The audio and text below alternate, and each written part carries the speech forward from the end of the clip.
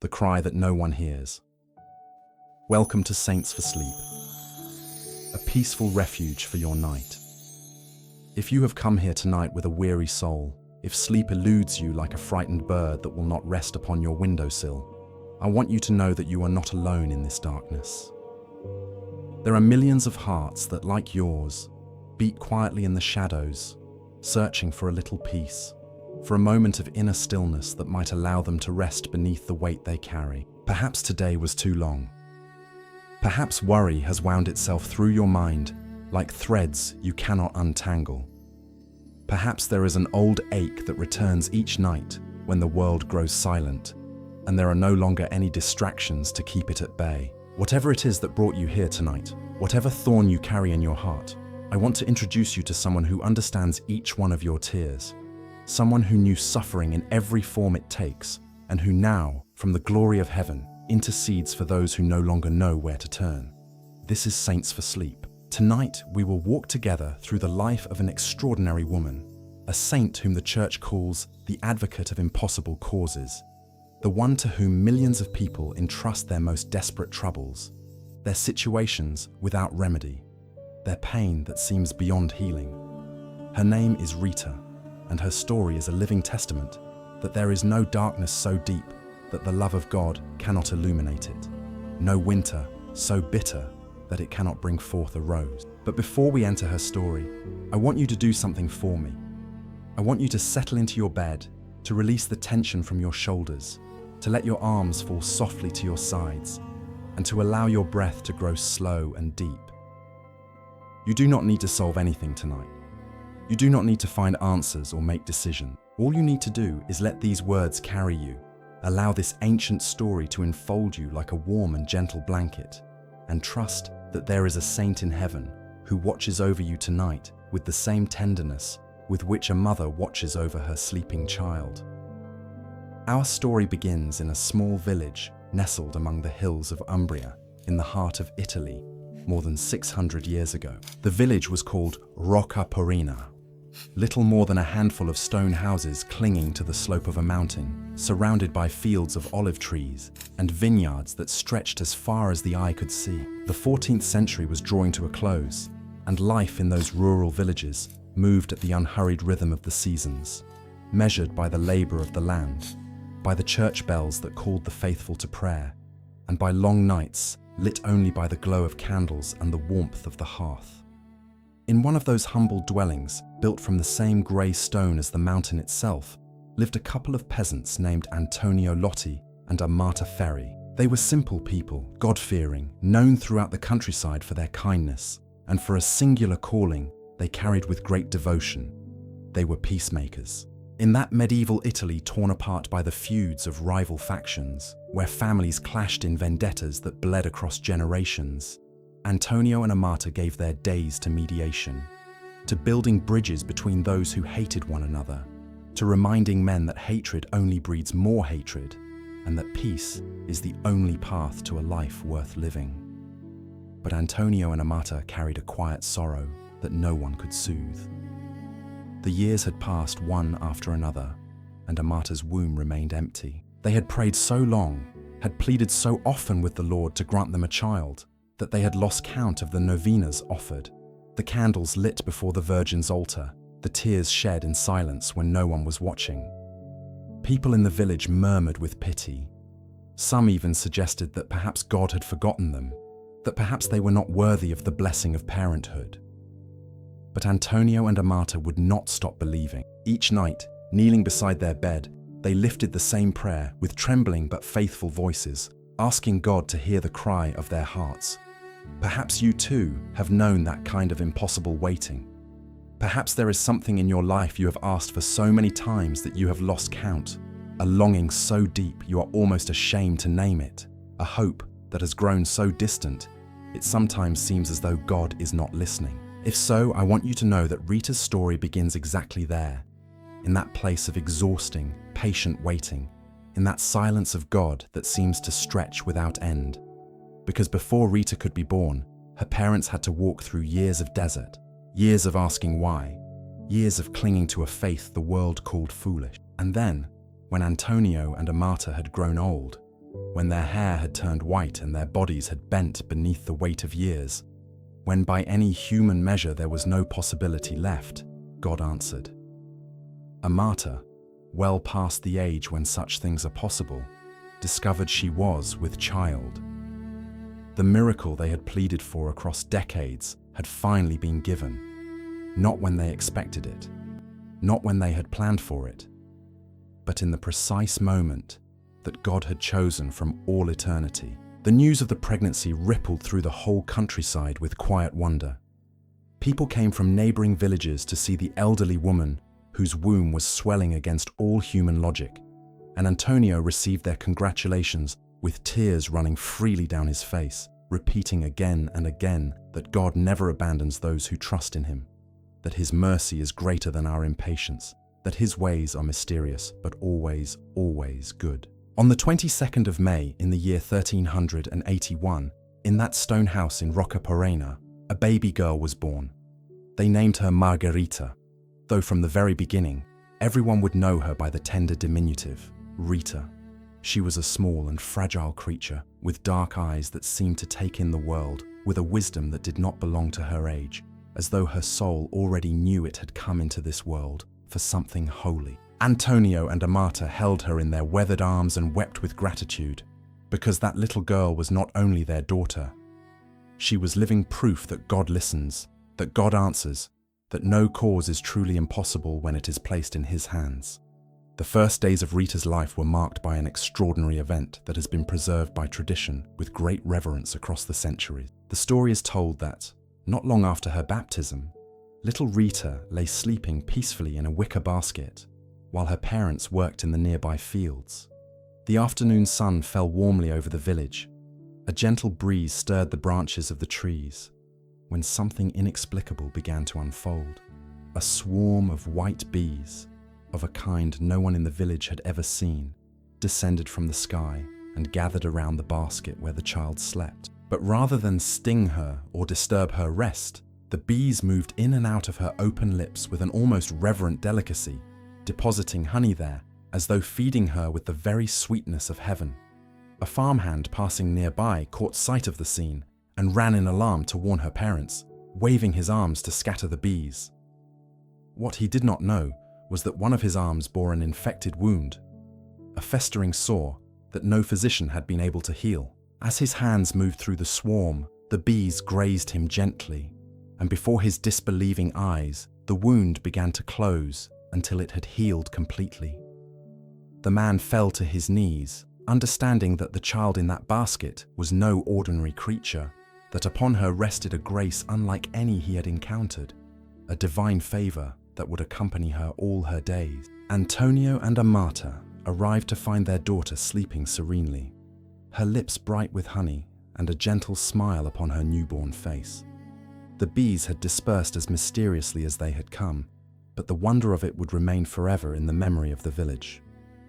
From that day forward, everyone in Roccaporena understood that Rita had been touched by the hand of God. As the night deepens and you allow yourself to be carried gently towards sleep, I want you to hold this first image of Rita in your heart, a small and vulnerable child, born against all hope, her lips touched by the sweetness of heaven, sleeping in a wicker basket beneath the Umbrian sun.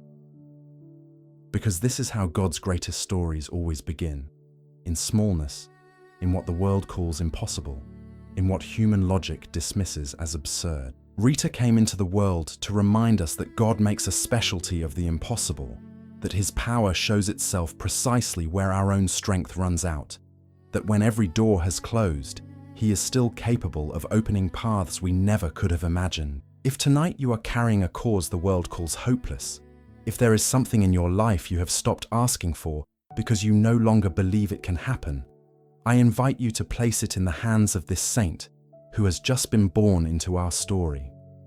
She who was the miracle of aging parents, she whose lips were touched with the sweetness of heaven. She understands what it is to wait in the dark, to hold on to a hope the world considers absurd. And from heaven, where she now gazes upon the face of God, she intercedes for you, for your impossible cause, for that longing you keep hidden in the deepest place of your heart. Little Rita of Cascia has just come into the world, and her story is only beginning. But for now, let these first images accompany you as sleep draws near. The stone house on the mountain slope, the elderly parents who never stopped believing, the white bees descending from the sky, and a child who came into this world to become the saint of the impossible. Rest now. The story continues, and Rita will walk with you through the night. The white bees and the sweetness of heaven. The years of Rita's childhood unfolded in the village of Cascia, like a quiet stream winding its way between ancient stones, unhurried, undisturbed, fed by the simple faith of her parents and by the constant nearness of God in every small detail of daily life. Antonio and Amata raised their daughter with the certainty that they had received a gift from heaven, and each day they thanked the Lord for that dark-eyed child who seemed to understand the things of God before anyone had thought to explain them to her. The Lotti home was humble but warm, with thick walls that held the coolness in summer and the warmth in winter, with a stone hearth where a fire always glowed, with a small image of the Blessed Virgin in a corner, kept alive by a candle that never went out. Rita grew up breathing the fragrance of freshly baked bread, hearing the prayers her parents offered at dawn and at dusk, watching how Antonio and Amata welcomed feuding families into their home and helped them find the path of reconciliation. From a very young age, Rita displayed a natural inclination toward prayer that astonished all who knew her. While other girls her age played in the fields or helped their mothers with the work of the house, Rita sought out quiet corners where she could speak with God without interruption. Her parents would sometimes find her kneeling for hours before the image of the Virgin, eyes closed and hands folded, so absorbed in her interior conversation that she did not hear when they called her name. Antonio and Amata would exchange glances of quiet wonder, asking themselves what mysteries that child might be contemplating within her heart, what secrets the Lord might be whispering to her in those silent exchanges. The wonder of the bees had not been an isolated event. Over the years, the people of Cascia noticed that the white bees appeared from time to time near Rita, especially when she was at prayer or when she was passing through moments of particular spiritual intensity. It was as though those small heavenly creatures had formed a permanent bond with the child, as though they were messengers from God who came again and again to confirm that upon Rita rested an extraordinary grace. Long before the Church had declared her a saint, long before any official recognition had been granted, the people of the village had already begun to call them Saint Rita's bees, because the heart of simple faith often knows what the mind takes longer to acknowledge. When Rita was old enough, her parents sent her to study with the Augustinian friars in the nearby town of Cascia. It was an unusual privilege for a peasant girl in that era, but Antonio and Amata were convinced that their daughter needed a formation they themselves could not provide, an education in the things of God that would nourish the spiritual fire burning in her since the day of her birth. The friars received Rita with curiosity at first, and with admiration soon after, as they discovered in that quiet and reserved girl a keen mind and a hunger for spiritual knowledge that surpassed many of their adult students. In the convent school at Cascia, Rita learned to read and to write, skills that few women of her time ever came to possess. But more important still, she learned about the saints who had given their lives to God, the martyrs who had shed their blood for the faith, the mystics who had found in prayer a path toward union with the divine. 3 figures in particular captured Rita's heart and became her patron saints for the whole of her life. Saint John the Baptist, the forerunner who had prepared the way of the Lord and had not feared to speak the truth even when it cost him his head. Saint Augustine of Hippo, the great doctor of the Church who had known both sin and conversion, who had sought God along the wrong roads before finding him in the deepest chamber of his own heart. And Saint Nicholas of Tolentino, the Augustinian friar who had devoted his life to prayer and penance, known for his mystical visions and his intercession for the souls in purgatory. Rita spent long hours before the images of these saints in the convent chapel, speaking to them as one speaks to close friends, asking them to guide her on her spiritual path, to intercede before God so that she might discern her vocation. Because in the deepest place of her heart. Rita felt a calling that grew clearer with each passing day. A quiet, inner voice inviting her to consecrate her whole life to the Lord, to leave behind the world and its concerns and live solely for God within the cloister of a convent. Perhaps you too have felt at some point a deep calling that no one around you could quite understand. Perhaps there is something within you that draws you toward a path others consider strange or unnecessary. A longing you cannot easily explain but cannot ignore, a certainty that comes not from reason but from somewhere deeper. If so, Rita walks beside you tonight from her childhood, from those days when she too kept hidden within herself a dream that seemed far too large for a peasant girl from Roccaporena. She knows what it is to carry an interior fire that will not be extinguished, a conviction that remains even when no one else can see it. The afternoons in Cascia passed between lessons in the faith and hours of communal prayer, but for Rita, the most precious time was the time she spent alone in the chapel when the other students had gone. Those moments she could remain in silence before the tabernacle, feeling the presence of Christ so near it seemed she might almost reach out and touch him. The friars watched this girl with a mixture of awe and reverence, recognizing in her the signs of a genuine vocation, of a calling that did not arise from human ambition, but from the very heart of God. But while Rita dreamed of convent walls, while she imagined a life given wholly to prayer and contemplation, the reality of her time and her social condition was quietly weaving other plans around her. In 14th century Italy, decisions about a daughter's future did not belong to the daughter herself, but to her parents, who were expected to secure family alliances, ensure economic stability, and fulfill the expectations of a society that had very clear ideas about the place of women. Antonio and Amata loved Rita deeply, but they were aging, and their strength diminished with each year. That the question of what would become of their daughter when they were no longer there to protect her weighed heavily upon them. Rita noticed the hushed conversations between her parents, the worried glances exchanged when they thought she was not watching, the increasingly frequent visits from neighbors who came to discuss matters she did not fully understand, but sensed were connected to her future. In the heart of the girl who was slowly becoming a young woman, a growing unease stirred, a fear that her dreams of religious life might fade before she could ever live them. A quiet grief for something that had not yet happened but was drawing near like a storm on the horizon. And yet, even in the midst of that uncertainty, Rita did not stop praying. Each night, kneeling beside her small bed, she lifted her heart to the Lord and asked him to guide her steps, to reveal his will, to give her the strength to receive whatever came. She did not ask that things unfold according to her desires, but that she might be given the grace to recognize God's plan in any circumstance. The faith to trust that he knew better than she did what she truly needed. It was a prayer of surrender, a total abandonment that very few adults ever reach, yet one that this girl from Roccaporena practiced with the ease of breathing.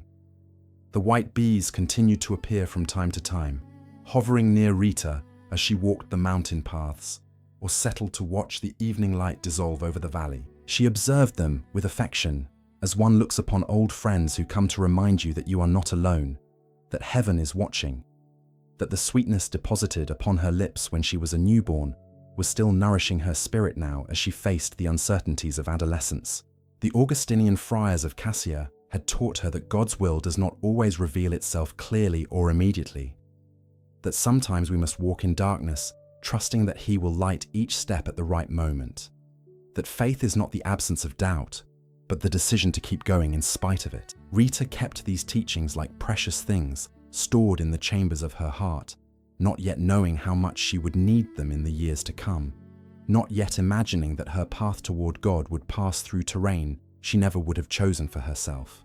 Rita's childhood was drawing to a close, and with it, the relative peace and simplicity of those early years. Soon the decisions of others would alter the course of her life in ways she could not foresee, carrying her far from the convent she had dreamed of, and immersing her in a world of suffering that would test every thread of her faith. But the seeds planted in those years of formation, the hours of silent prayer, the devotion to her patron saints, the example of charity and forgiveness she had witnessed in her parents.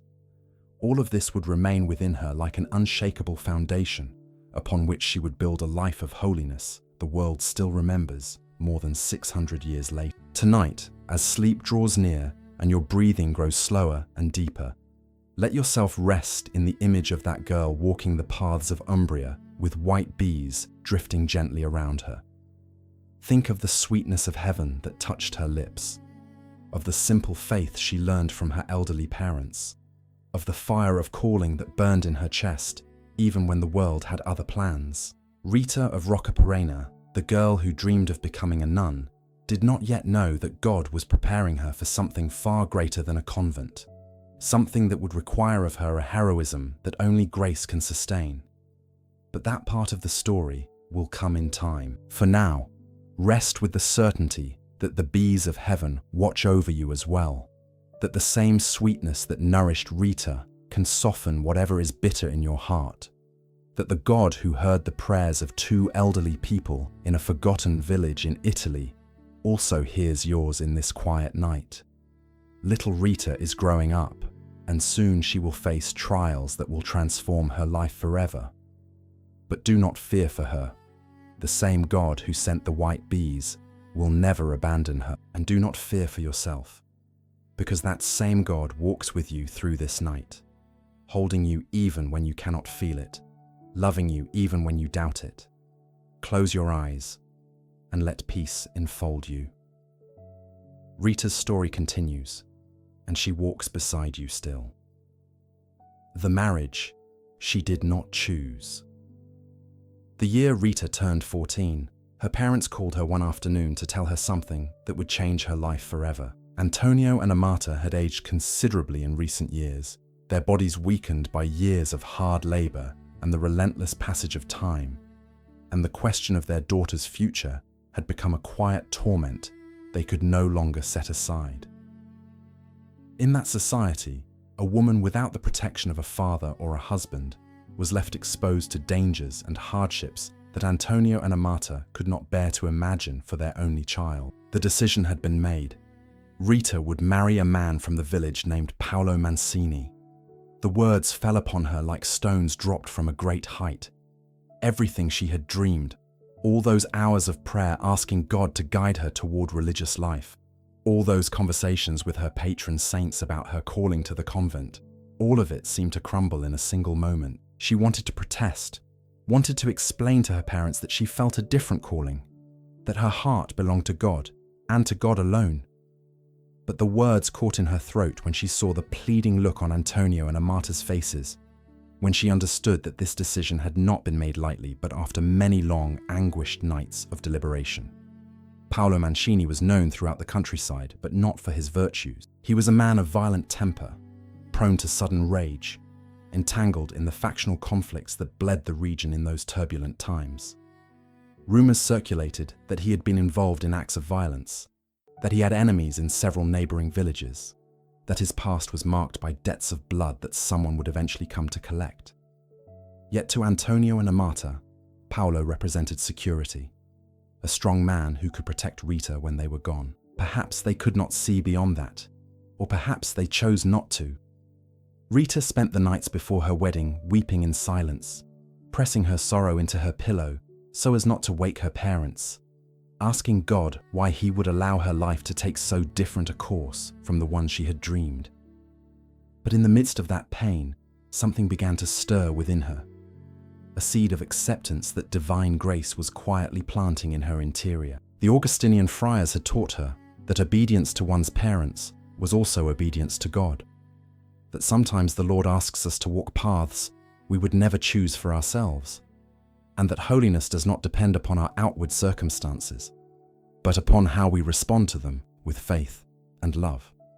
The wedding was held in the small church at Roccaporena, beneath the gaze of saints painted upon the walls and the pale light that entered through the stone window. Rita spoke her vows with a steady voice, though her heart trembled within her, entrusting herself to a destiny she had not chosen but accepted as the will of God. Paulo watched her with eyes she could not quite read, a look that mingled possession with suspicion, already whispering of the difficult years ahead. That night, as Rita entered for the first time the house that would be her home as a wife, a chill moved through her. Everything was different from what she had known. The walls seemed colder, the shadows deeper, the silence heavier. But in a corner of her new room, Rita placed the small image of the Blessed Virgin she had carried from her childhood home, and before it, she knelt to pray the same prayer she had offered every night since she could remember. The place had changed. The circumstances were entirely different, but her relationship with God remained untouched. The one anchor that would keep her afloat through the storms that were coming. If tonight you are carrying the weight of a relationship that wounds you, if you know the silence of someone who cannot speak of their pain, if you have found yourself trapped in circumstances you did not choose and that offer no clear way out, I want you to know that Rita stood in that very place. She knew the loneliness of suffering in secret, the helplessness of someone who cannot change their situation, the exhaustion of holding herself together on the outside while something inside was breaking. And yet, in that desert, she found a spring of living water that never ran dry. Her faith in a God who sees what no one else sees, who accompanies us in the dark even when we cannot feel him, who can transform even the most desperate of situations. The first years of Rita's marriage were a constant test of her patience and her capacity to love. Paulo proved to be everything the rumors had suggested and more. His temperament was unpredictable, moving from apparent calm to uncontrolled fury in moments, often without visible cause. He was cruel in his words, cutting in his remarks, contemptuous of Rita and of everything she held. He mocked her devotion, ridiculed her hours of prayer, and forbade her from giving alms to the poor who came to their door. At times, when anger had wholly overtaken him, the cruelty was not confined to words alone. Rita endured all of this in silence, not from weakness, but from a strength that came from beyond herself.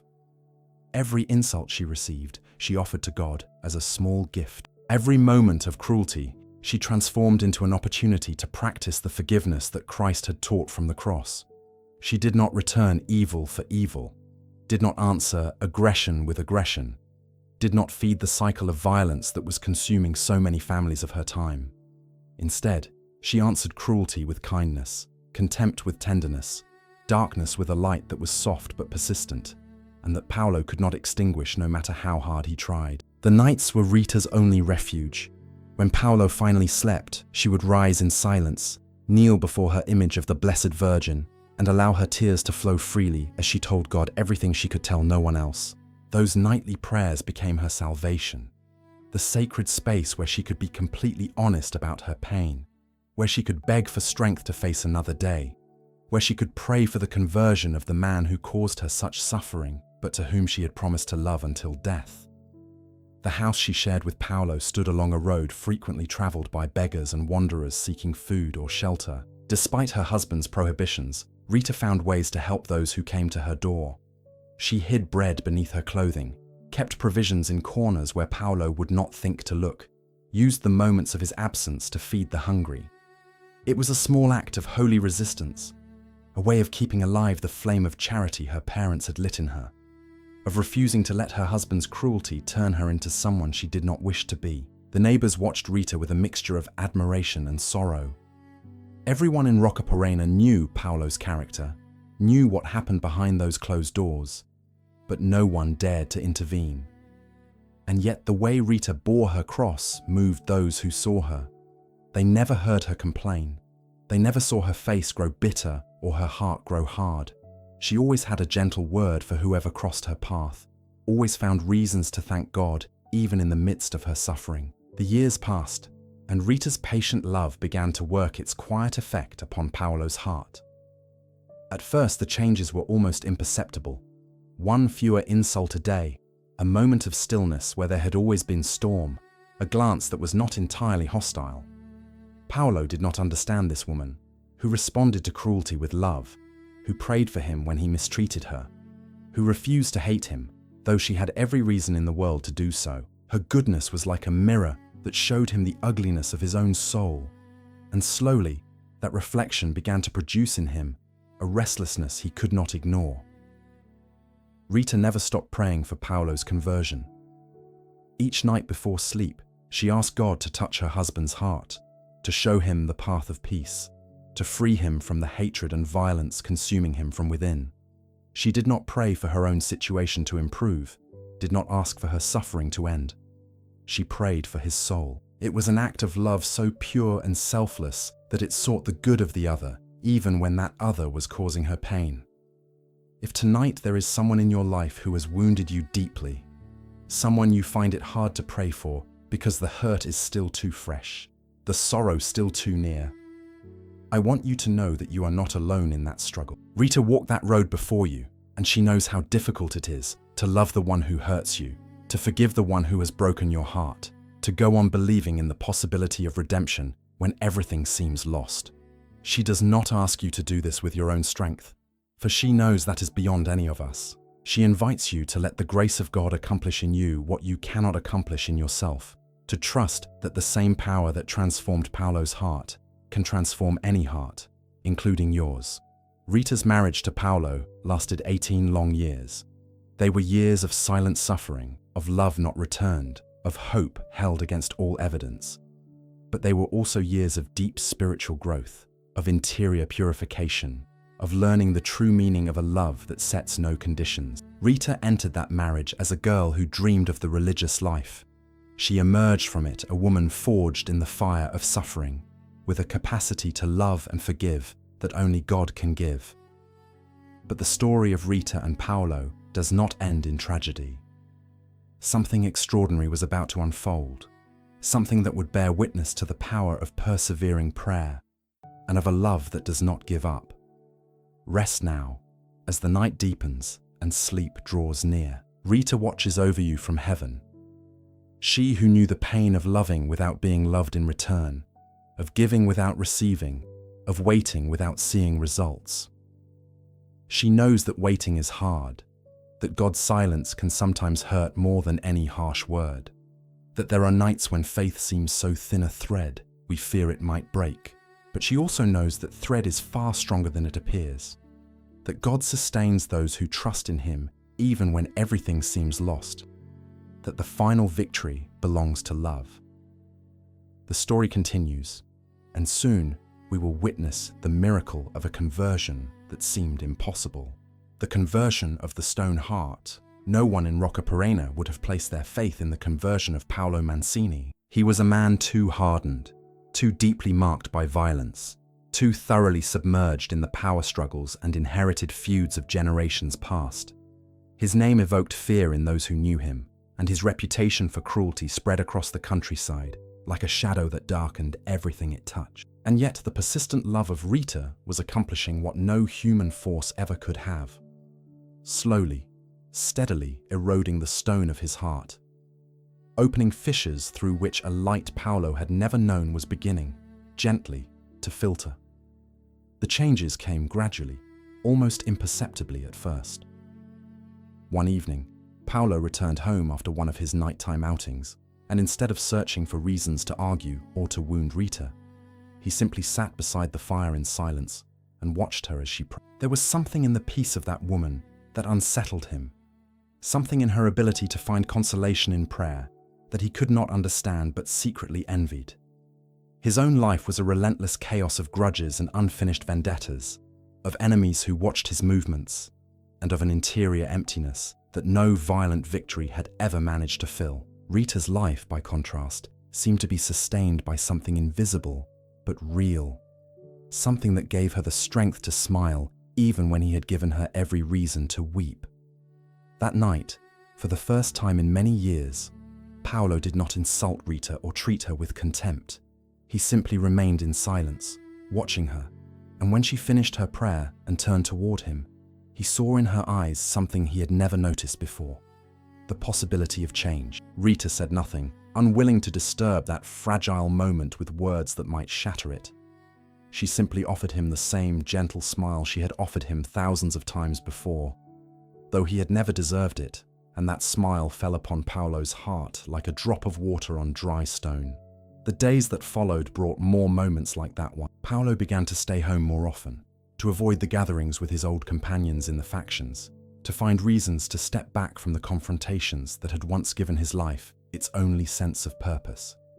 Something was shifting within him, though he could not yet name it. It was as though Rita's silent prayers, accumulated across years of sleepless nights, had finally reached heaven and were returning transformed, as grace falling upon him in a way he could not resist. One afternoon, Rita found Paulo weeping alone in the courtyard of the house. It was the first time she had ever seen him cry, the first time that man of apparent invulnerability had shown a crack in his armor of hardness.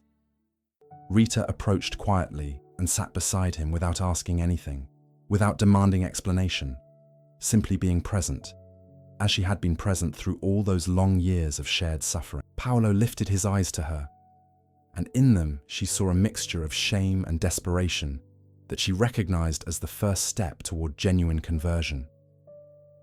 In a broken voice, Paulo began to speak about his past, about the things he had done, about the blood that stained his hands, about the enemies he had made, and the violence that had been his only language for so many years. He spoke of the emptiness he felt within, of the growing certainty that his life had no meaning, of the sense that he was sinking into a darkness from which he did not know how to emerge. And as he spoke, Rita simply listened, without judging him, without condemning him, without reminding him of all the pain he had caused her. She listened the way one listens to a lost child who has finally found the way home. That conversation was the beginning of a transformation that astonished everyone who had ever known Paolo Mancini. The violent man began to become someone different, quieter, more reflective, more inclined to seek peace than confrontation. He began to accompany Rita to church, at first sitting in the last pews as one who does not feel worthy to stand closer to the altar, but gradually drawing nearer, allowing himself to be enfolded by the presence of God that Rita radiated like a fire that was soft but constant. The neighbors whispered in wonder, asking themselves what had happened to change that man so profoundly.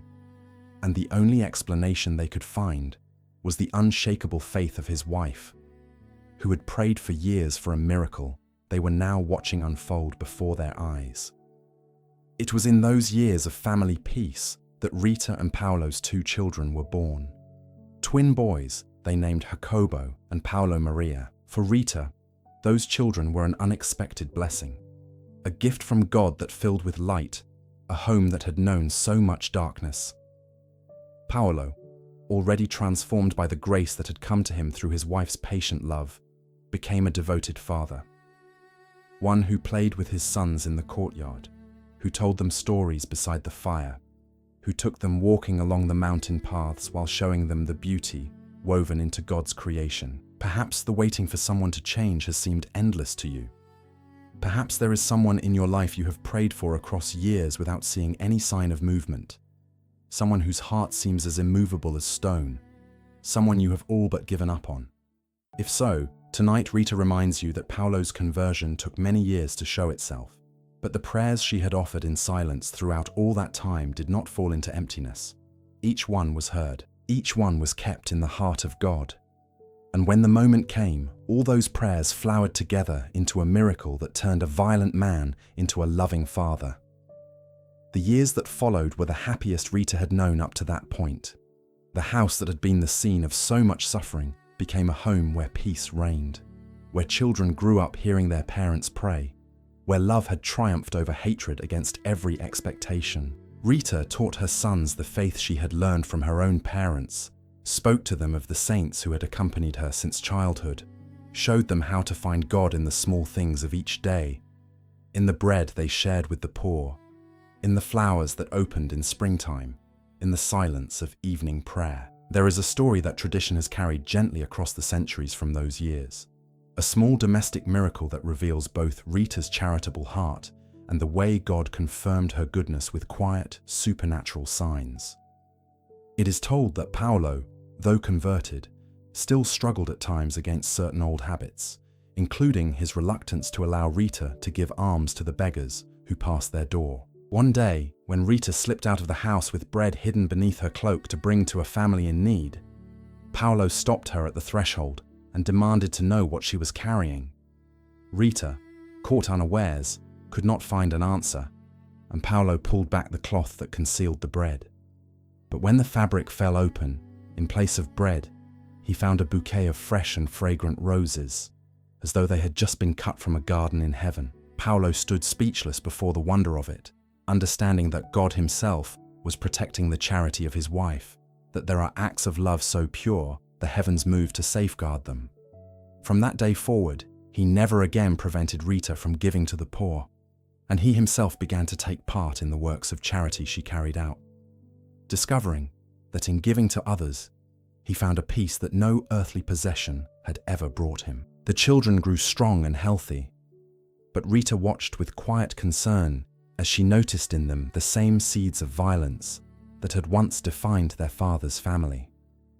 The times were turbulent, the factional conflicts continued to bleed the region, and the twins showed at times an impulsive temperament that recalled too much the Paulo of former years. Rita prayed for them without ceasing, asking God to shield them from the spirit of vengeance that poisoned so many families of her era, to keep them on the path of peace she had tried to lay out for them from their earliest days.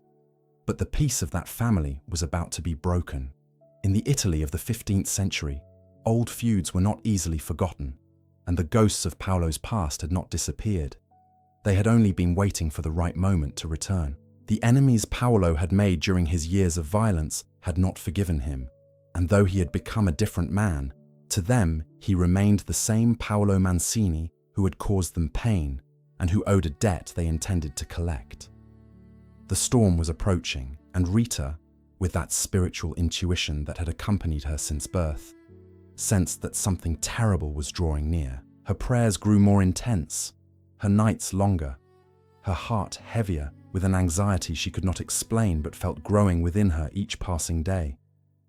Even she, with all her faith and all her closeness to God, could not have imagined the magnitude of the sorrow that was about to arrive. Tonight, as sleep enfolds you gently, hold in your heart the image of that family in their years of peace. Rita and Paulo reconciled after so long, the boys playing in the courtyard as the evening light bathes the hills of Umbria, the small image of the Blessed Virgin keeping watch from her corner, the prayers rising to heaven like fragrant incense. It was a time of grace, a breath of stillness before the storm, a reminder that even in the most difficult of lives, there are moments of light worth holding close. But Rita's story still has many chapters ahead, and some of them will be so dark they will test everything she had learned about love, forgiveness, and trust in God. Because holiness is not forged in the easy moments, but in those where everything seems lost, and the only thing left is to hold on to a faith the world cannot understand. Rest now, knowing that the same God who transformed Paulo's heart watches over you tonight. He knows your struggles, knows your waiting, knows the prayers you have offered across years without seeing an answer. And though his time is not our time, his faithfulness holds, and no sincere prayer is ever truly lost. The story continues, and soon we will enter the darkest night of Rita's life. But do not be afraid. Even in the deepest darkness, the light of God never goes out. The darkest night, murder, and the call for vengeance. It was a night like any other when tragedy came to Rita's door. Paulo had gone out at dusk to fulfill his duties as the village watchman, a quiet occupation he had taken on after his conversion. Far from the intrigues and violence of his earlier years, Rita had sent him off with a kiss upon his forehead, as she did every night. And he had smiled at her with that smile it had taken him so many years to learn. The smile of a man at peace with himself and with the world. The hours passed, and Paulo did not return. Rita tried not to worry, telling herself that perhaps he had lingered talking with a neighbor, or perhaps had extended his rounds to be sure all was in order. But something in her heart told her that this night was different, that Paulo's absence was not a simple delay, but the beginning of something terrible. She knelt before the image of the Blessed Virgin and began to pray, but the words caught in her throat, interrupted by a darkness she could not drive away. It was at dawn that the messengers came with the news Rita had already felt in the deepest place of her being. Paolo Mancini had been ambushed on a lonely road, attacked by several men who had left him dead in the dust, his body bearing multiple wounds. The assailants had not been named, but everyone in the village knew who they were. The old enemies of Paolo, those who had waited patiently through the years for the right moment to settle the blood debts his violent past had left unpaid. Rita received the news in silence, with a quietness that bewildered those who had expected cries of anguish or desperate lamentations. Within her, it felt as though her heart had shattered into 1,000 pieces, but outwardly, she held herself with a composure that only the grace of God could account for. She rose slowly, asked that her husband's body be brought home, and began to prepare for the vigil with trembling but purposeful hands. She had learned during years of suffering that tears could wait, that grief could be carried inward for a time, that in moments of crisis, the most important thing was to do what needed to be done and trust that God would provide the strength. But there was something Rita feared more than her own grief, something that kept her on her feet, while Paolo's body lay cold at the center of the room, surrounded by candlelight. The reaction of her sons, Jacobo and Paolo Maria, were no longer small children, but young men in the fullness of their strength, with all the intensity and impulsiveness of their age. Rita had seen, growing through the years in their eyes, a spark of that same violent temperament that had marked their father before his conversion. Now, standing before Paolo's body, that spark threatened to become an uncontrollable fire. Before her sons arrived to see their father, Rita did something no mother would wish to do. She took Paolo's blood-stained shirt and hid it where her boys could not find it. She knew that garment, soaked with his blood, would become a symbol of the vengeance they were bound to seek, a constant reminder of the family honor that had been violated, and that only more blood could cleanse. By hiding it, Rita was trying to protect her sons' souls from the spiral of violence that had destroyed so many families in that region, even though she knew her effort might come to nothing. When Jacobo and Paolo Maria finally saw their father's body, their reaction was exactly what Rita had feared. The initial shock gave way swiftly to anger, and anger to oaths of vengeance that sprang from their lips with a ferocity that chilled their mother's blood. They swore to find the murderers and make them pay with their own lives. They swore that their father's blood would not go unavenged. They swore they would fulfill the code of honor that demanded a son defend his family's name, whatever it might cost him. Rita listened with a breaking heart, watching her sons transform before her eyes into instruments of the same violence she had fought for years to drive from her home. All the love she had poured into them, all her teachings about forgiveness and peace, all the prayers she had offered for them before they were even born. All of it seemed to dissolve in the face of the ancient ancestral power of the vendetta running through their blood like an inherited poison. But Rita did something that astonished all who were present, something that would seal her reputation for holiness long before the Church officially declared her a saint. Rather than joining the Mancini family's cries for vengeance, rather than encouraging her sons to seek justice in blood, Rita declared publicly that she forgave her husband's murderers. The silence that followed her words was absolute. Paolo's relatives looked at her with disbelief, some with poorly concealed contempt, others with a reverent admiration they did not dare express. In a society where family honor was measured by one's willingness to avenge an offense, where to forgive was considered an unforgivable weakness, Rita's words sounded like a kind of social heresy that made her a traitor in the eyes of many. But Rita did not speak from weakness. She spoke from a strength that came from beyond herself. Through all those years of marriage to Paulo, she had learned that hatred only breeds more hatred, that violence only produces more violence, that the only way to break the cycle of destruction consuming so many lives was the radical forgiveness Christ had taught from the cross. To forgive her husband's murderers did not mean she approved of what they had done, or that her grief was any less. It meant she refused to allow that grief to make her an instrument of evil. It meant she chose the freedom of forgiveness over the slavery of resentment. It meant she trusted that God would bring justice in ways that human minds cannot yet see. Her sons, however, did not share her resolve. To them, their mother's forgiveness was a betrayal. a cowardice that dishonored their father's memory and left them as the sole defenders of the family's name. The days following the funeral were a torment for Rita, who watched her sons withdraw from her, consumed by plans of vengeance they discussed in whispers when they thought she could not hear.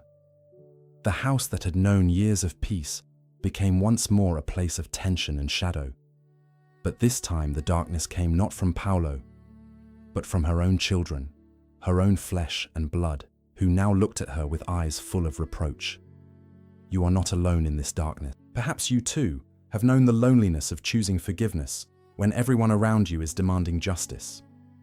Perhaps you have made decisions rooted in faith that no one around you has understood, decisions that cost you relationships and left you standing alone on a path that only you can see. If so, Rita walks beside you tonight from the very depth of her sorrow, from that house where her husband's body lay cold, while her sons swore vengeance and her in-laws accused her of betrayal. She knows what it is to be misunderstood by those you love most, to hold yourself upright by faith alone when the whole earthly world seems to have collapsed beneath you. The nights became endless for Rita. She no longer prayed only for the conversion of a difficult husband. She prayed for something far more desperate, for the souls of her sons who were walking toward their own destruction. Because in the faith she had been formed in, the sin of vengeance was a mortal sin, one that could close forever the doors of heaven if no repentance followed. If her sons killed their father's killers, their souls would be stained with a guilt that would remain unless they truly turned back. And Rita knew her sons well enough to know that if they committed that act, they would never consider it a sin. They would consider it a sacred duty fulfilled. The tension in the house grew until it became unbearable. Jacobo and Paulo Maria had identified the men responsible for their father's death and were planning the moment and the manner of their strike. Rita pleaded with them to abandon those plans, reminded them of Christ's teachings on forgiveness, warned them of the eternal consequences that awaited them if they continued down that. But her words fell on ears made deaf by grief and by the pressure of a society that expected them to do their duty as sons.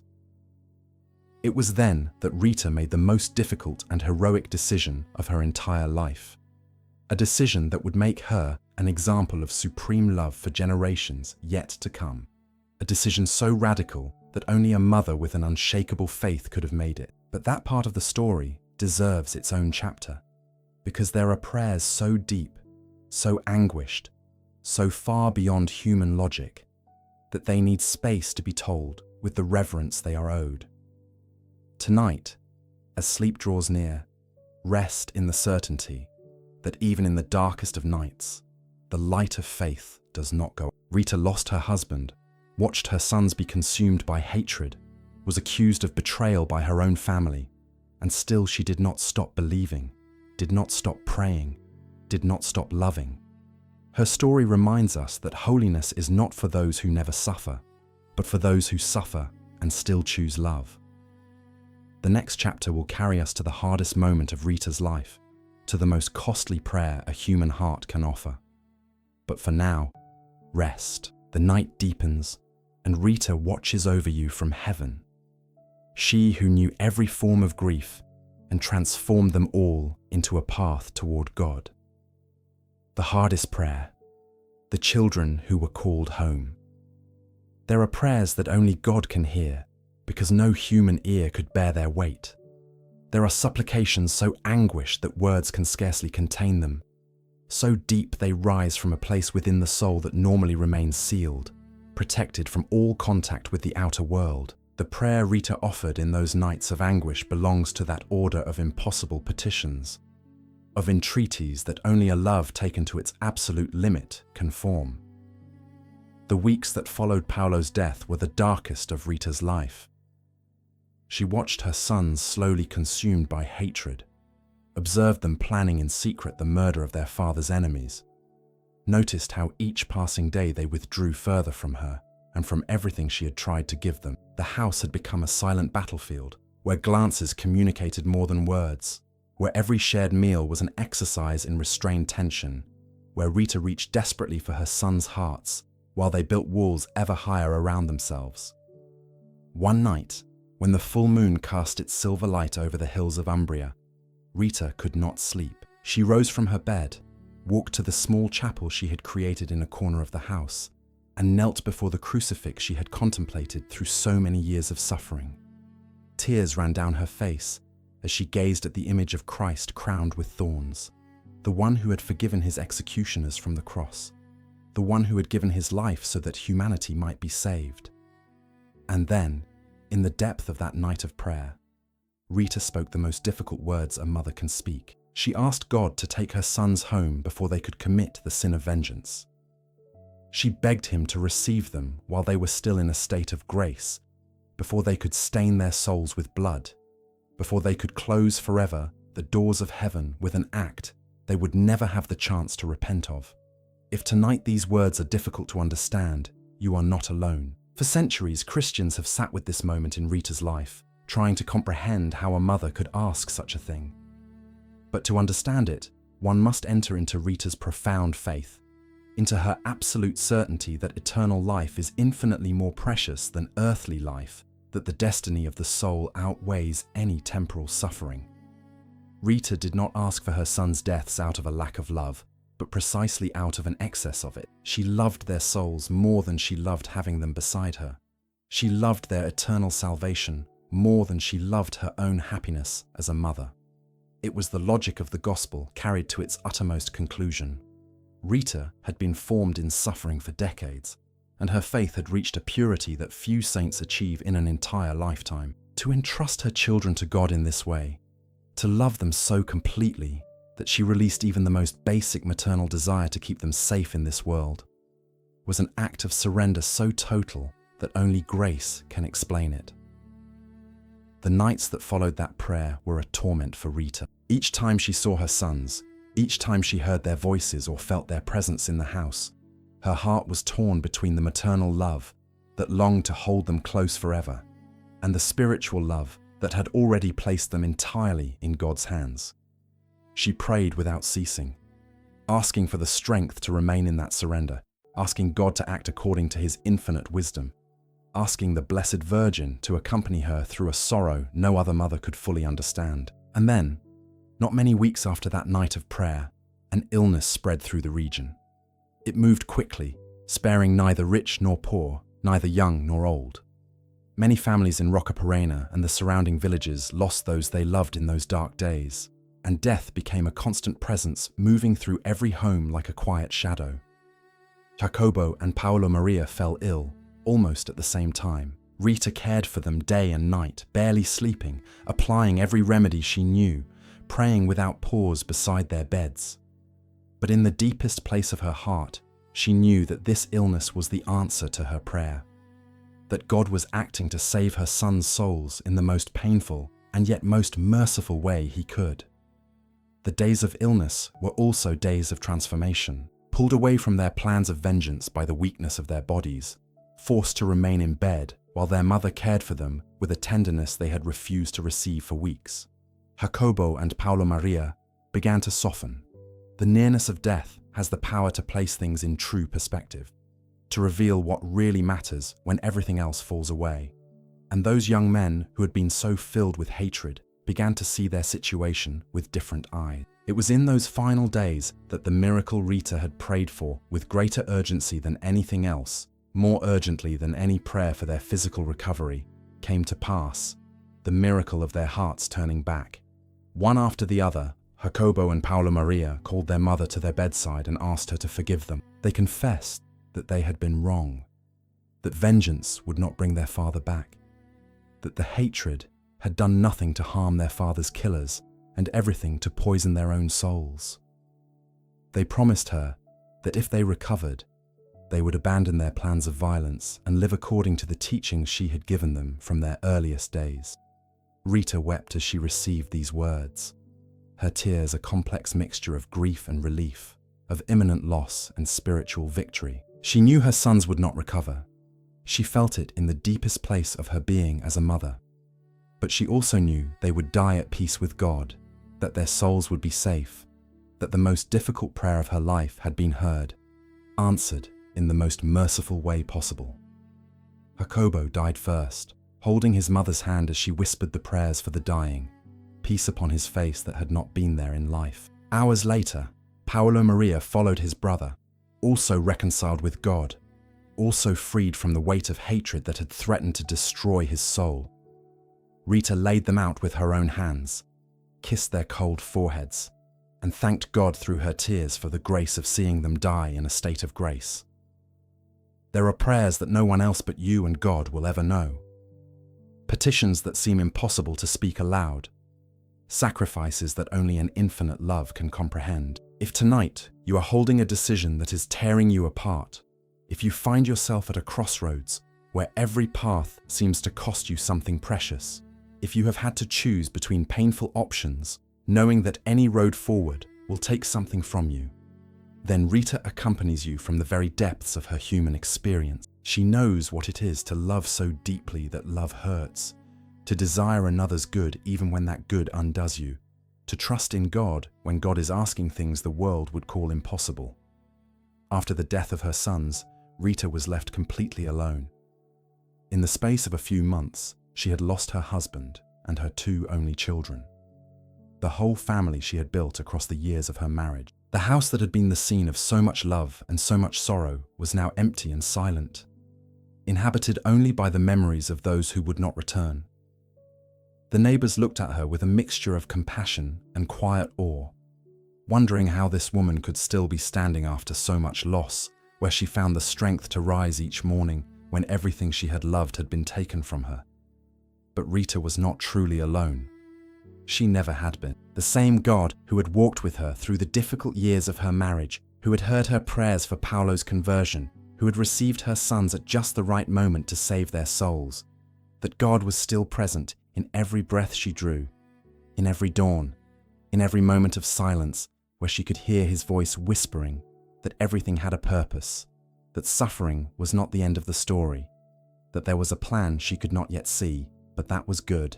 And in the midst of that emptiness, there began to stir again in Rita's heart a desire she had kept quietly sleeping for decades, the desire to consecrate her life to God within the cloister of a convent.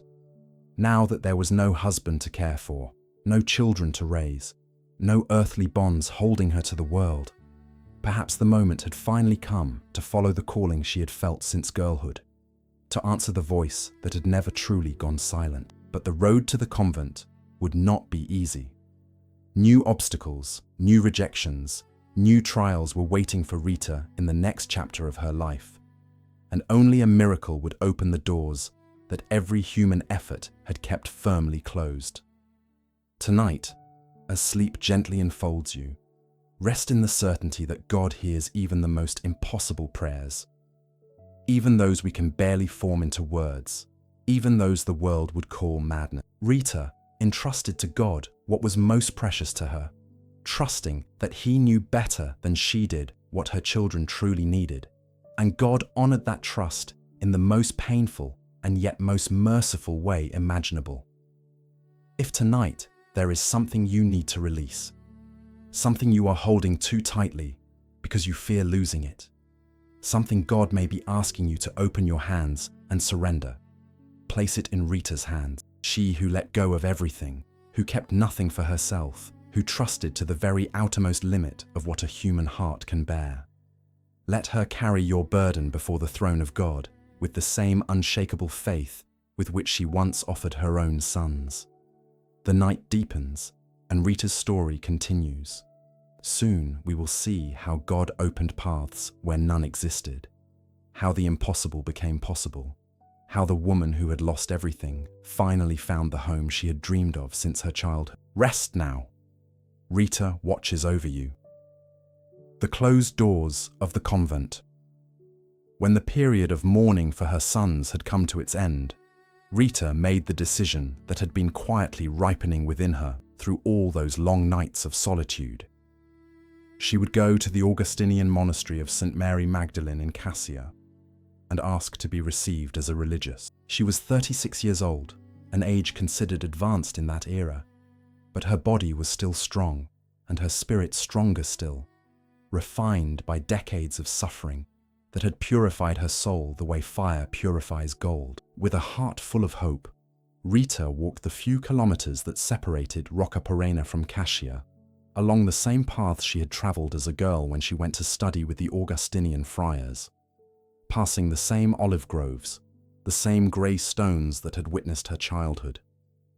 Everything looked the same, and yet everything was different. She was no longer the child who dreamed of a convent, but the woman who had passed through fire and emerged transformed, ready to offer whatever remained of her life entirely to God. But when she arrived at the monastery doors and asked to be admitted, the answer was an unequivocal no. The abbess received her with kindness, but with firmness, explaining that the convent accepted only virgins, that a widow such as herself did not meet the established requirements, that the rules were clear and no exceptions could be made, however holy her reputation in the surrounding countryside. Rita received the refusal in silence, with a heaviness in her heart, but without losing her composure. She thanked the abbess for receiving her, promised to continue praying for the community, and made her way back to Roccaporena with slow and heavy steps. The dream of her entire life had just met the wall of rules and traditions that appeared immovable, and she did not know what to do with the emptiness that had opened in its place. But Rita was not a woman who gave up easily. She had learned during her years of marriage that perseverance can move mountains, that closed doors sometimes simply need someone to keep knocking with enough faith. And so, after a time of prayer and discernment, she returned to the monastery and asked once more to be received. And once more she was refused. She returned a third time, and a third time the answer was no. The reasons for the rejection became clearer with each visit. It was not only her status as a widow that gave the nuns pause, but also the history surrounding her. Paulo Mancini had been murdered by enemies who still lived, and some of the women in the convent were relatives of those very men. To admit Rita would be to introduce into the community someone connected to a vendetta that had not yet been fully resolved. Someone whose presence might attract conflict, tension, perhaps even danger to walls that were meant to be a refuge of peace and contemplation. Rita understood then that her path to the convent passed necessarily through the complete reconciliation of the families involved. It was not enough that she herself had forgiven her husband's killers, that forgiveness needed to extend visibly and publicly to all parties. The wounds of the past needed to heal in a way the whole community could witness. The peace she had chosen needed to become the peace of all those around her. And so she began a labor of mediation that recalled the very work of her own parents, those peacemakers of Roccaporena who had given their lives to the reconciliation of enemies. Rita visited the families entangled in Paulo's death, spoke with them of the forgiveness she had already extended, asked them to accept the peace she was offering. It was a long and difficult process, filled with refusals and distrust, with doors closing in her face and insults she had to receive in silence. But Rita did not stop. Finally, after months of tireless effort, she achieved what had seemed impossible. The feuding families reached a public agreement of peace, a formal commitment to abandon the vendetta and to forgive one another the offenses of the past. It was a development that astonished the entire region, accustomed as it was to watching feuds perpetuate themselves from generation to generation. And everyone knew that the architect of that miracle was Rita, the widow who had chosen forgiveness when the whole world expected her to choose vengeance. With peace established, Rita returned to the monastery, trusting that now, at last, she would be accepted. But to her surprise and heartbreak, the answer was still no. The nuns explained that while they deeply admired what she had accomplished, the rules remained what they were, and a widow could not be admitted into a community of consecrated virgins. The door of the convent stayed closed, and Rita began to wonder whether she had misread the will of God, whether perhaps the religious life was simply not her destiny after all. But that night, as Rita prayed in her empty house in Roccaporena, something extraordinary began to unfold. She was kneeling before the images of her three patron saints, Saint John the Baptist, Saint Augustine, and Saint Nicholas of Tolentino, asking them to intercede for her before God, to show her the path she was meant to walk, not to abandon her at this crossroads of her life. and as she prayed, she felt a supernatural presence enveloping her, a peace that was not of this world, a certainty that something wondrous was about to happen. What occurred next has been recounted in different ways across the centuries, but all accounts agree on the essential truth. Rita was miraculously transported to the interior of the convent. Some traditions hold that her 3 patron saints lifted her through the air and set her gently down within the monastery walls. Others speak of a vision in which Rita simply found herself in the middle of the cloister without knowing how she had come to be there. What is certain is that when dawn broke, the nuns found Rita inside the convent, kneeling in prayer in the chapel, without any door having been opened, without any wall having been scaled. Faced with such a wonder, the abbess and the community had no choice but to recognize the hand of God. If God himself had brought Rita through those walls, who were they to send her away? Human rules must yield before the intervention of the divine, and the widow who had been refused 3 times was at last received as a novice in the monastery of St. Mary Magdalene. If tonight every door seems to have closed before you, if you have tried again and again to reach something that always seems just beyond your grasp, if you are asking yourself whether God has forgotten your dreams and your longing, the story of Rita reminds you that God's time is not our time, that his ways are not our ways, that sometimes doors close precisely so that he can open them in a miraculous way that no human rule could ever have permitted. Rita was refused 3 times, and each refusal must have felt like the end of her hope. But God was working in the silence, preparing the way for an entrance that no regulation could have allowed. Rita's arrival at the convent marked the beginning of a new chapter in her life, one that would last more than 40 years and carry her to the heights of holiness. But even within the monastery walls, the trials had not ended. The religious life would bring its own darkness, its own tests, its own invitations to grow. Tonight, as sleep draws near, let yourself rest in the image of Rita being carried miraculously into the convent she had longed for all her life. Think of the doors that opened when everything seemed lost, the saints who interceded for her, the God who never abandons those who trust in him even when the path is long and strewn with obstacles. If there is a closed door in your life, if there is a dream that seems impossible to reach, place it in Rita's hands tonight. She who knew repeated rejection, she who persisted when every sign told her to give up, she who finally witnessed the miracle that her faith had earned. Ask her to intercede for you, to carry your impossible cause before the throne of God, to walk beside you while you wait for the answer that may even now be drawing near in ways you cannot yet imagine. The story continues, and Rita has just passed through the convent doors where she will spend the rest of her life. The trials and miracles are only beginning. Rest now. The doors of sleep open wide for you, and Rita watches from heaven. The vine that grew from the dead branch.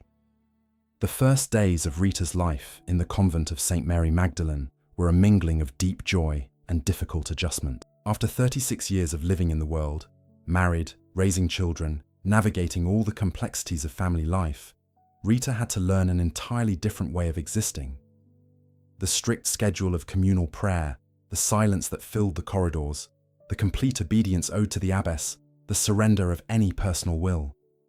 Everything was new, everything was demanding, and yet everything was exactly what she had dreamed of since her childhood in Roccaperena. The other nuns watched her with a curiosity not entirely free of reservation. This woman who had entered in so extraordinary a fashion, this widow whom God himself seemed to have introduced into their enclosure, would she truly be able to adapt to the religious life?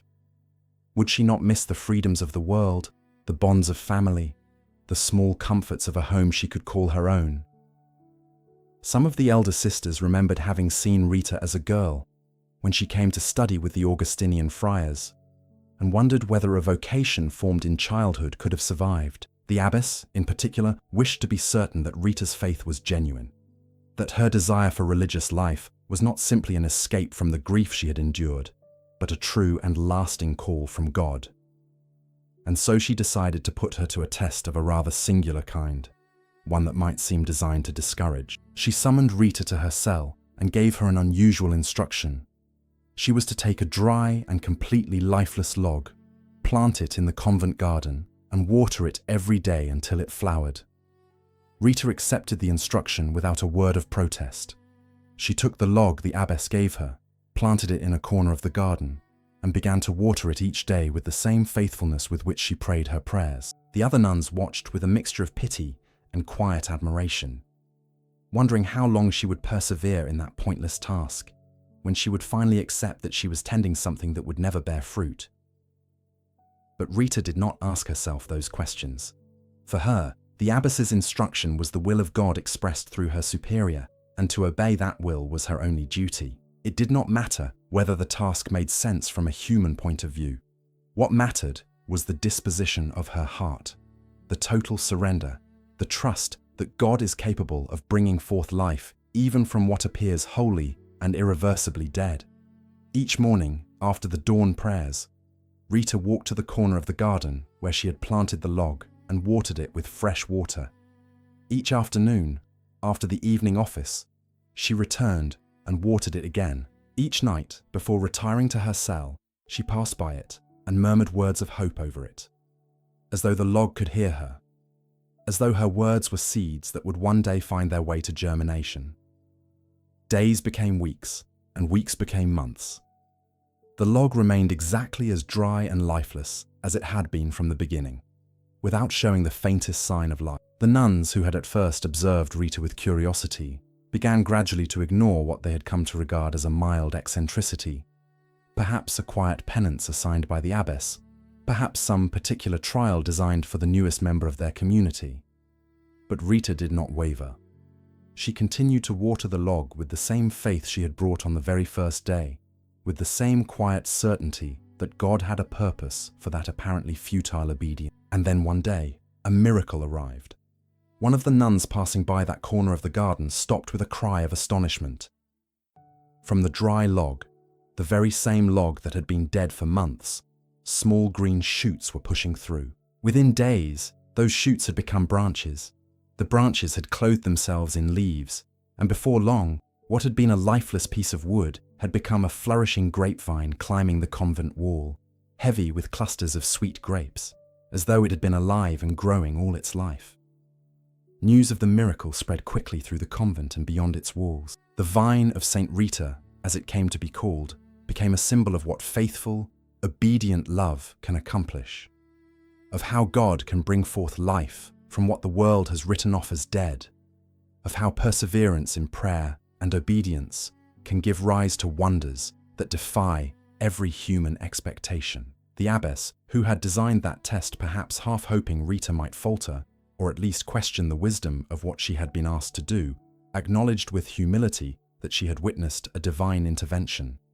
From that day onward, the reverence for Rita within the community grew immeasurably, and her reputation for holiness began to spread across the whole region. If tonight your life feels like that dry log, if it seems as though everything that once held life within you has withered, if you find it hard to believe that anything good could yet spring from where you find yourself, the story of Rita's vine offers you hope. She watered a dead log for months without seeing any result, simply because she trusted that obedience to God is never wasted. And when the miracle finally came, it was more abundant than anyone could have imagined. The years that followed were years of profound spiritual growth for Rita. She gave herself to prayer and penance with an intensity that astonished even the most seasoned sisters in the community. She fasted often, spent long hours in the chapel after the others had retired to their cells, and found in the contemplation of the crucifix an inexhaustible source of consolation and strength. All the suffering of her past life, rather than having embittered her, seemed to have prepared her for an intimacy with God that very few souls ever reach. But Rita was not a mystic closed in upon herself, cut off from the world and from the needs of others.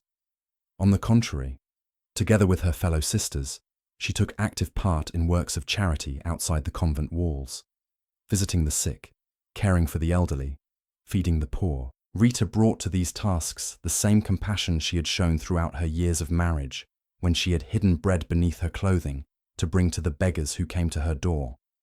Rita's reputation for holiness grew with every passing year.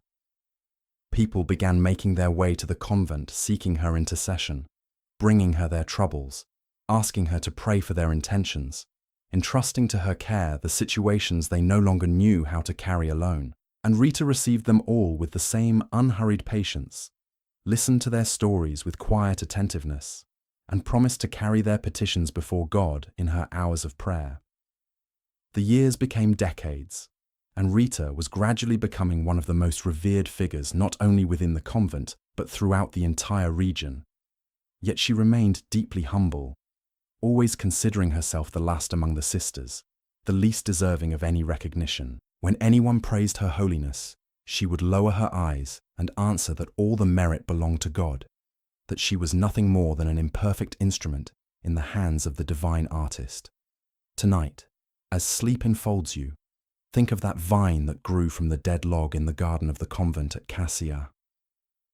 Think of Rita's patience, her unshakable faith, her willingness to obey even when the instruction seemed without reason. And ask yourself whether there is something in your own life that needs to keep being watered, even without visible results.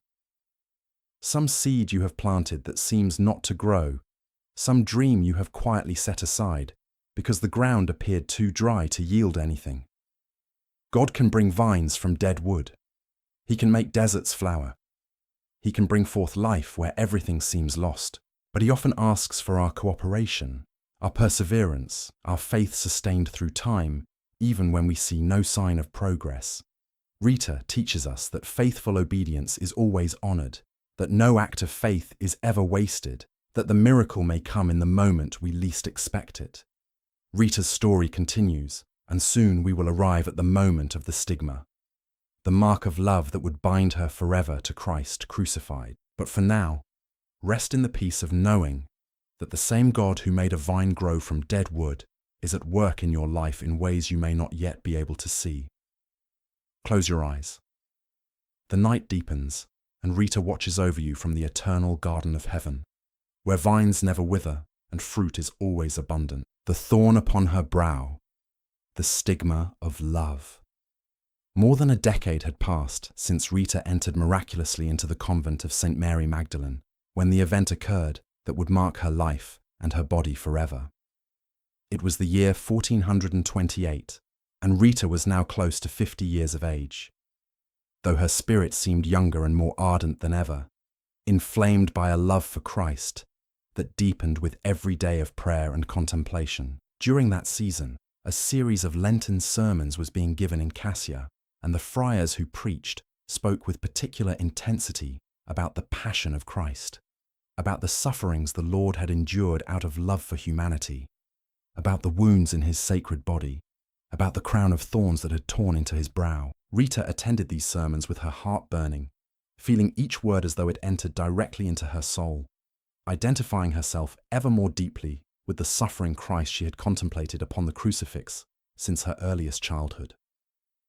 One evening, after a particularly intense sermon on the crowning with thorns, Rita returned to her cell and knelt before the crucifix that hung upon. Tears moved slowly down her face as she gazed at the image of Christ crowned with thorns, imagining the pain that each of those points had driven into his sacred brow, feeling in her own heart an echo of that suffering which love had transformed into redemption. And then, in the depth of that night of prayer, Rita made a request that no one but God heard. She asked the Lord to allow her to participate in some way in his sufferings, to grant her the grace of feeling in her own body, even in the smallest measure, something of the pain he had carried for her sake. She asked to be united with his passion in a way that was visible and permanent. This was not a petition born from a desire for suffering as an end in itself, nor from any wish to draw attention. It arose from the purest love, from the longing to be so close to Christ that even pain might be shared, from the certainty that there is no deeper intimacy than the one born of suffering together.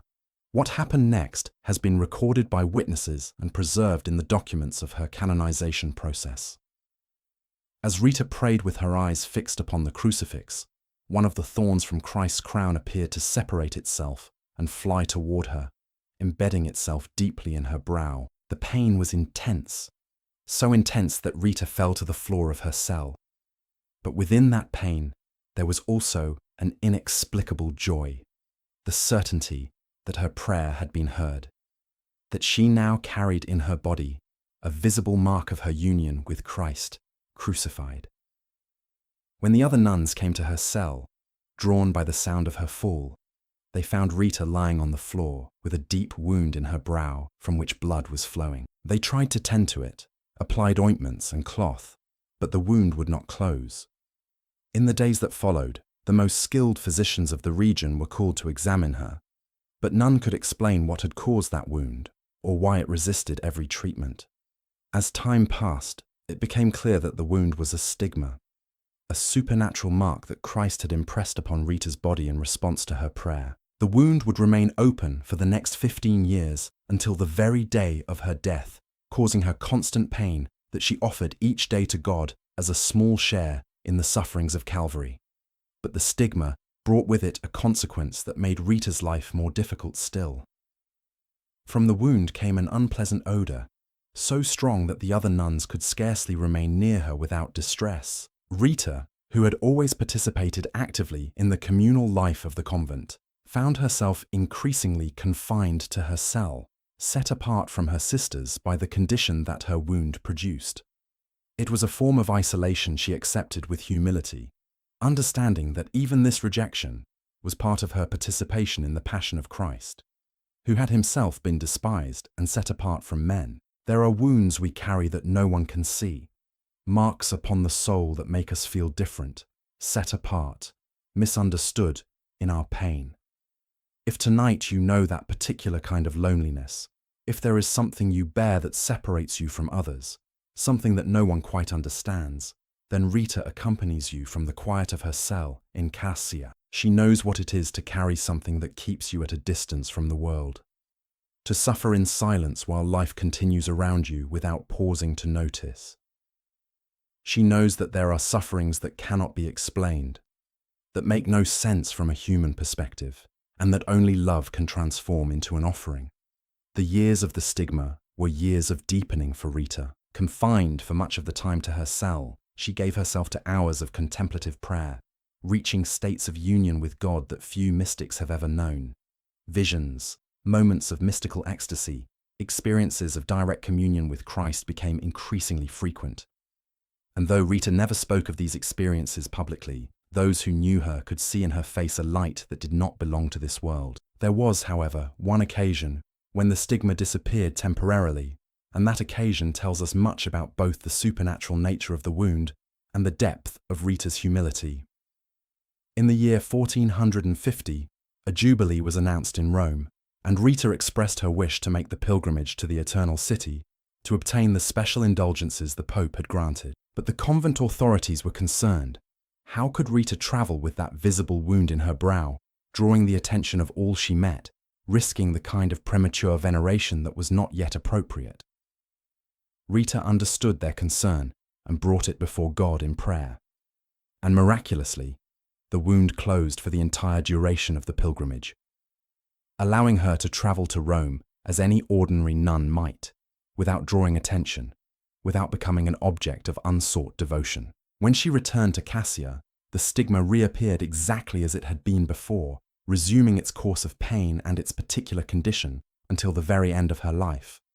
This detail reveals that Rita's stigma was neither a natural ailment nor a psychosomatic phenomenon, but a truly supernatural mark, one that existed under the governance of God and could be lifted when circumstances required it. It was a divine seal, a signature from heaven upon the body of a woman who had asked to share in the Passion of Christ, and whose request had been granted in the most literal and most costly way imaginable. The final years of Rita's life, marked by the stigma and the gradual failing of her health, were also years of extraordinary spiritual fruitfulness. Though physically confined, her influence extended far beyond the convent walls. People continued to come seeking her intercession, and testimonies of graces received multiplied steadily. Rita prayed for all who came, offered her sufferings for their intentions, and found in her pain a way of continuing to serve God and others when she could no longer do so in any other form. Tonight, as you settle into sleep, think of Rita in her cell, the wound open upon her brow, alone, but never abandoned, in pain, but never without purpose. Think of how she transformed her suffering into prayer, her isolation into intimacy with God, her rejection into an offering of love. And if there is something in your life that causes you pain, something that makes you feel set apart or misunderstood, ask Rita to teach you how to transform it, to discover in it a path toward God rather than a wall that separates you from Him. The stigma of Rita is a mystery we cannot fully explain, but it is also an invitation to take suffering seriously. Not to flee from it, but to ask what it has to teach us, to discover that in our deepest wounds the most abundant grace can sometimes make its home. Rita did not ask for the stigma as something to display, but in order to love more deeply, to be united more completely with the one who had loved her to the point of giving his life for her. And in that love, she found a peace that surpassed all understanding. Rita's story is drawing toward its close, and soon we will witness the final miracle. The roses that bloomed in midwinter as a sign that heaven had welcomed all those she had loved and lost. But for now, rest in the certainty that there is no wound that the love of God cannot transform, no pain that cannot become a path toward holiness when placed in His hands. Close your eyes, the night enfolds you, and Rita watches over you with the tenderness of one who has suffered greatly, and therefore understands everything. The rose in winter, the last miracle, and the eternal rest. The final years of Rita's life were a long and gentle twilight, a slow farewell to the world that had seen her suffer so much and love even more. The stigma upon her brow remained open, a constant reminder of her union with Christ crucified, while her body weakened progressively with age and the illnesses that came upon her one after another. From 1453 onward, Rita lay confined to her bed, unable to rise, depending entirely upon the care of the other nuns who now tended to her with an almost reverent attentiveness, aware that they were caring for a saint. Despite the frailty of her body, Rita's spirit remained unshakably strong. She continued to pray for hours at a time, offering each wave of pain for the intentions of those who entrusted themselves to her, conversing with God with the ease of one who has walked beside Him across an entire lifetime. The sisters who entered her cell to care for her would leave it changed, touched by a peace that emanated from that bedridden woman, as though from a spring of living water in the middle of a dry land. One winter's day, when snow lay over the hills of Umbria and the cold reached into the very bones, a cousin of Rita's came to visit her from Roccaporena. They had not seen each other in years, and the meeting was tender and full of feeling. Two elderly women who had shared a childhood in that small mountain village, who had watched the years pass with all their joys and griefs, who were now reuniting as one of them stood clearly near the end of her earthly road. The cousin, moved by Rita's condition and wishing to do something for her, asked whether there was anything she might bring, anything at all that could offer some comfort or a small moment of pleasure. Rita, with a smile that illuminated her weathered face, made a singular request. She wanted a rose from the garden of her childhood home in Roccaporena, that house where she had been born so many years ago, where her parents had raised her with such love, where she had spent her girlhood dreaming of the religious life she had finally been given. The cousin looked at her with quiet sadness, thinking perhaps that fever had clouded Rita's mind. They were in the depths of January, when snow covered everything, and no flower could survive the implacable cold of the Umbrian winter. But not wishing to cause the sick woman distress, she promised she would go to the garden and look for what Rita had asked, though she knew she would return with empty hands. When the cousin arrived at Rita's childhood home in Roccaporena, she found exactly what she had expected. A garden blanketed in snow, with the rose bushes bare and apparently lifeless beneath the white stillness of winter. But when she drew near the rosebush where Rita had played as a child, her eyes could not accept what they were seeing. In the midst of the snow, defying every natural law, bloomed a single perfect rose, red as blood, fragrant as the height of spring. And beside the rosebush, she discovered two ripe figs upon a fig tree that by every right should have been entirely dormant through the winter months. Trembling with wonder, The cousin cut the rose and gathered the figs and set out on the return journey to Cascia with a racing heart, knowing she was carrying something that could not be explained by any ordinary. When she entered Rita's cell and showed her what she had found, the dying woman's eyes filled with tears of gratitude and of deep understanding. For Rita, that rose and those 2 figs were far more than a botanical miracle. They were a message from heaven, a confirmation that God had received all those she had loved and lost throughout her life. The rose was Paulo, her husband, whose heart of stone had been transformed into something beautiful and fragrant through the patience of love. The 2 figs were her sons, Jacobo and Paolo Maria, who had died in the grace of God through the heroic prayer of their mother. All of them were now in heaven, waiting for her, and very soon she would be reunited with them forever.